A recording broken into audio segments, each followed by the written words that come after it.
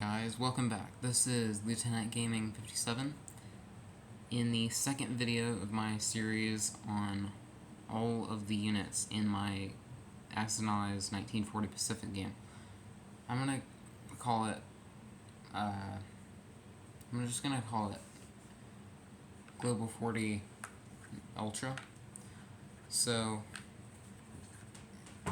these are all of the infantry class units. So you've got your infantry, obviously. So hitting on a D12 now. I've replaced D6s with D12s. And he's hitting on 2, he's defending on a 4. The usual stuff, he costs 3, moves 1, and he can, when paired with artillery, he attacks at 4. The usual stuff. Mechanized infantry can't blitz, but can move 2, attacks at 2, defends at 4, can be paired with artillery to attack at 4, and can blitz when paired with any tank class unit. Then you've got your motorized infantry. Now I stole this directly from Historical Board Gaming's Global War 36, and I don't have a sculpt for that. So what I'm going to do is place one of my tokens on the white side, and that'll stand for motorized. So that's a motorized unit. And they attack at 2, they defend at 3, so they're slightly worse at defending than mech infantry. And they move 2 and can't blitz unless paired with a tank. They can also be paired with artillery to attack at 4. Other than that, they can tow 1 artillery with them. And they can blitz if they're paired with a tank. They can pair with an artillery and blitz while they're paired with a tank. So that's motorized. Then you've got artillery, which is the usual. Attacks at 4, defends at 4, moves 1, costs 4, can be towed, and pairs with an infantry. Then you've got heavy artillery. Now I don't have a sculpt for this either, so again, we're going to resort to this, and we're going to flip it to the heavy side, and that is a heavy artillery. Attacks at 6, defends at 5, moves 1, cost 5, and heavy artillery cannot be paired with infantry or motorized infantry, but can bombard with first strike at the beginning of the battle. So it gets first strike, basically. Super heavy artillery attacks at 9, defends at 3, moves 1, only on non-combat though. If it can't move on the combat move. It costs 10 and takes 2 turns to build, 5 and 5. So let me show you. 5 and 5. If the unit is going to move, it may not fire. Can bombard on a 5 from 2 territories away though. So you can't fire with it and then move. You have to designate whether this guy is going to move and then decide whether he's going to move or not, because if he moves, then he can't fire. I don't know what I'm going to use for the heavy artillery sculpt yet, but I'm sure I'll figure it out.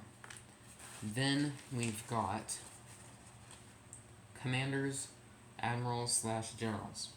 So I don't have a sculpt for them either. So I'm going to use this guy that I painted up myself. And I know he's an elf, but who cares? I like Legolas. They grant +1 to all units present on the battlefield when in the battle that they're present in. So that would be really cool. And if they're on a ship, then they have to be designated to be on a specific ship, but only you can know which ship it's on. And then you've got your snipers.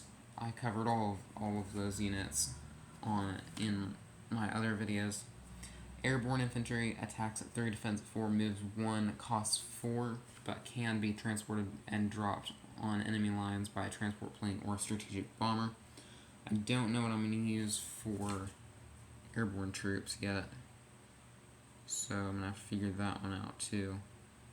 Probably an infantry put on another one of these.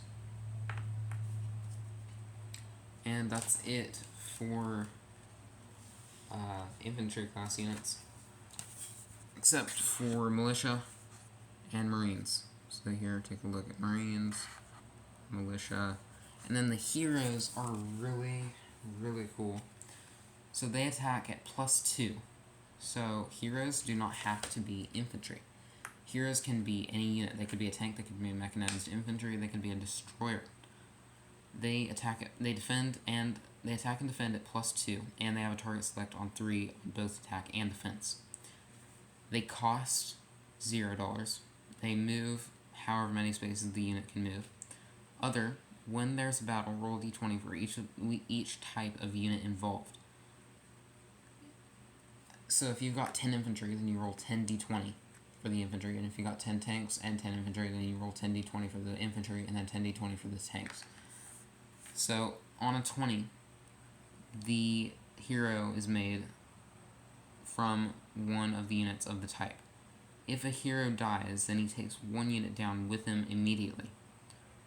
A hero has animosity toward a certain type of unit. I don't know if I'm going to keep this in the rules. When the hero is in battle with that unit is always taken as the first casualty by the hero on the first round. I put that in there because I've watched many videos from Yarn Hub, and they are always, all the hero guys that he's talking about, are always fighting a certain type of unit. They're fighting tiger tanks or planes, so I put that in there, and I don't know if I'll keep that, but let me know what y'all think. So here is the hero stat block. Okay. And I think that's it. That's it for the infantry class units. I think I've covered them all. Other than the robots, but I already covered them. So, thank you all for watching. Leave a comment down below on what you think of my Global 40 Ultra.